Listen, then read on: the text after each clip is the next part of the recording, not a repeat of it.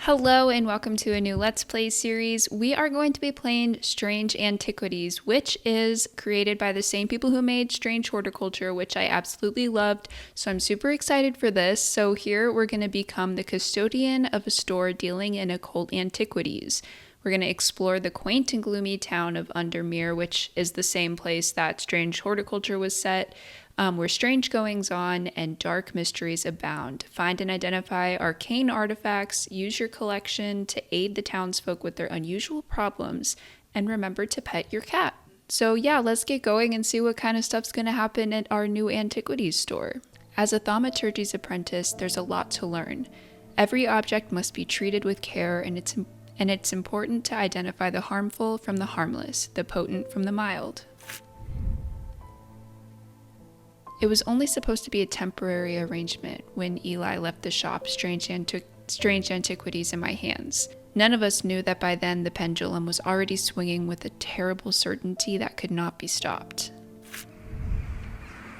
The ravens were an omen, a circling unkindness of black wings and cheerless cries that seemed, even then, to signal the start of a rising dread.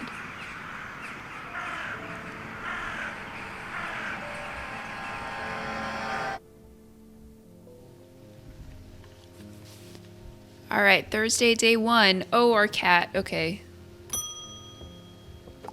Eli White. I've been called away to assist in an urgent matter in Ravenglass and must leave at once. Oops. I'm leaving the shop in your care with some reluctance, I might add. Make use of my reference materials. Here, take this. A book. Where do I put it? Oh my goodness. Okay, Thomas Pope. Congratulations. Today is the day you meet the great Thomas Pope. Oh, he's a little full of himself. That's me. I'm a man of two loves, fresh mountain air and a little white dog called Hamish. But I reserve some room for laughter among friends and shops with cats in them. Well, that's us. Not the friends so much. If you would be so kind, I'm looking for a replacement for my hunter's boon. Use X on items to inspect them. Okay, let's see. Okay, a hunter's boon is a primitive item. They grant the power of the predator, enhancing perception and agility. They're made from trophies taken from slain beasts, with those from the deadliest predators being the most prized. They are simple items without embellishment. Okay. Oh, and here are our... Aha! Okay, I understand. Okay. Yellowy brown. Yellowy white. Let's see what inner perception says. It gives me the sensation of power. I mean, this is a tooth, so I feel like it's from some sort of a slain beast. Yeah. I feel like... Do we just drag it into the center?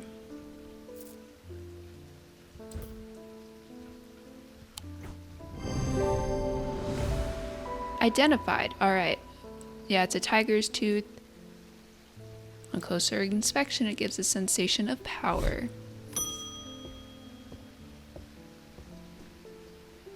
The nights are drawing in again. Dark shadows hide dark deeds, or so my father always used to say. Seems like the shadows have grown darker since he passed 2 winters gone. A creeping dark has set up in my house. I'm told a shadow hold will draw it out. We can go read about a shadow hold. A shadow hold, or, oh no, is that Oshadic vessel, is a container of any kind, sometimes a jar or a bottle or some sort of box. It can be used to contain an Oshadic spirit, the manifestation known as creeping dark, pulling it from the shadows like poison from a wound. They are decorated with an elaborate design and called a shadow catcher. Okay, so loop-de-loop square with some points. Okay, let's see if we, oh man, I don't like that I keep doing that. I'd like that to stay down here. Okay. Let's see, this is a vase of a vessel of some sort. Oh yeah, look, there's the square with the loop-de-loops. Okay, we're gonna go ahead and say this is it.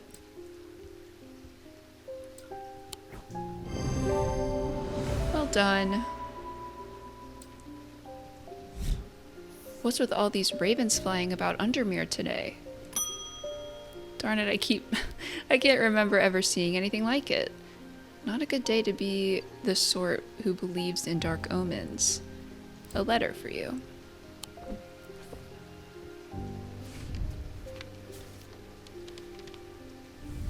We discovered some papers in a hidden desk drawer in the boatyard last night. Mr. Jones almost threw them in the fire pit, but I asked to take a look at them first. That man does like to burn things.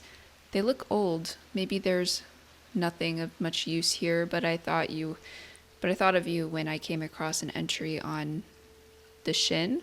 Charlie Weathers. Oh my. Wait, there's so much more going on than I thought. Okay. Okay, good to know. Stanley Hume. I want an Ossic ring. Ossic. That's S. That's a. I don't. Okay. He kind of weirds me out. Right off the bat. These somewhat macabre objects are originally made as offerings to the goddess.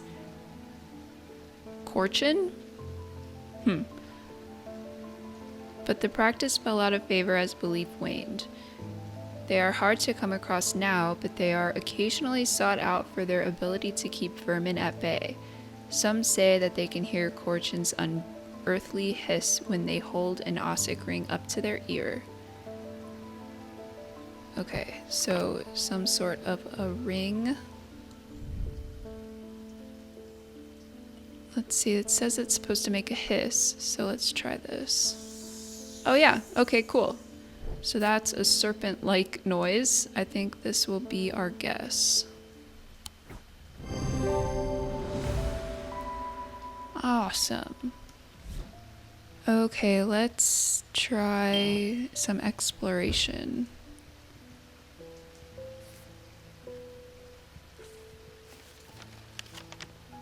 Oh man, what a map. Okay. Okay. Let's go to the boatyard that was in that letter. The yard has seen better days. A mess of broken and rotten timbers covers most of the outdoor space that isn't taken up by upturned boats, slowly being claimed by the weeds. In the middle of all this, a man looks up from repairing a small rowing boat. "You must be from Strange Antiquities," he says with a smile. He takes me into the dilapidated office where 2 metal buckets collect drips of brown water, and a thin window pane rattles with every footstep. He pulls a sheaf of brown papers out of a desk drawer and places them gently in my hands. Okay, so these should be the papers that were mentioned in that letter we got. Apparently, as an afterthought and somewhat reluctantly, the man gives me something else as I'm leaving. I have no use for it, he says. Don't even know what it's for.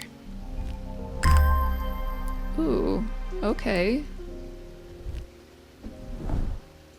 Ah, so this is another item we can inspect for. Okay, we're gonna put that there. And then, let's see where else we can go. Oh, that's us. What happens if we go to us? Oh, right back where I started.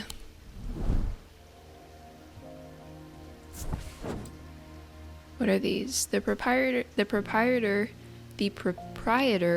a Miss Cranmore, begrudgingly grants me access to the cellar when I explain that I'm from Strange Antiquities next door.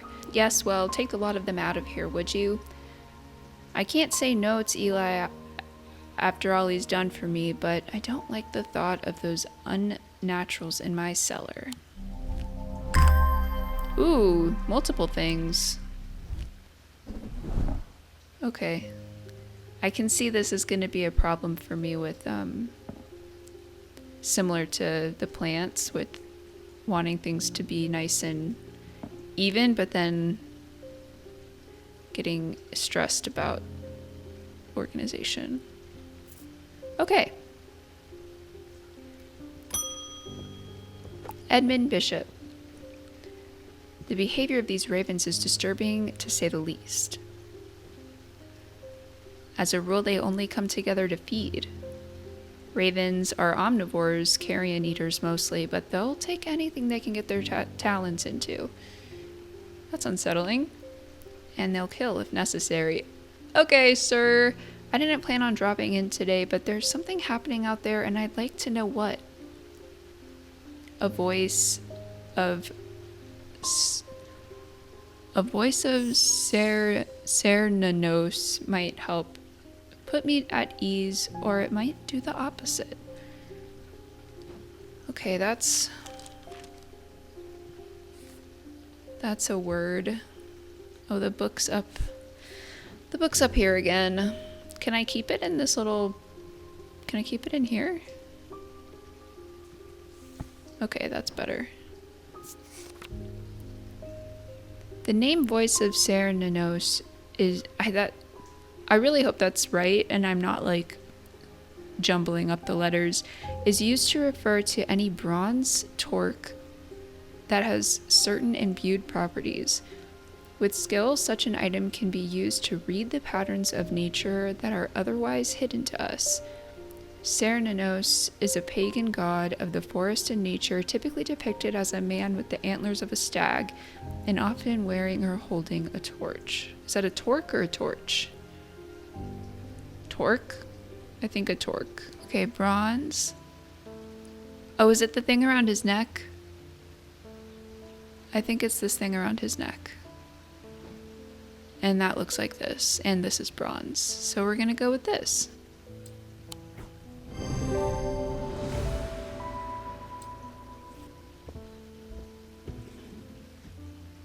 Oh, end of the day!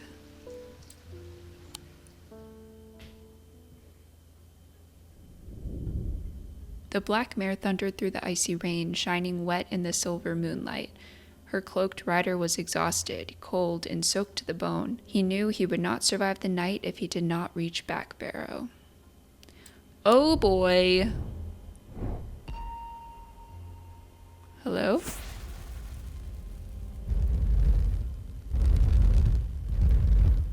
What is this?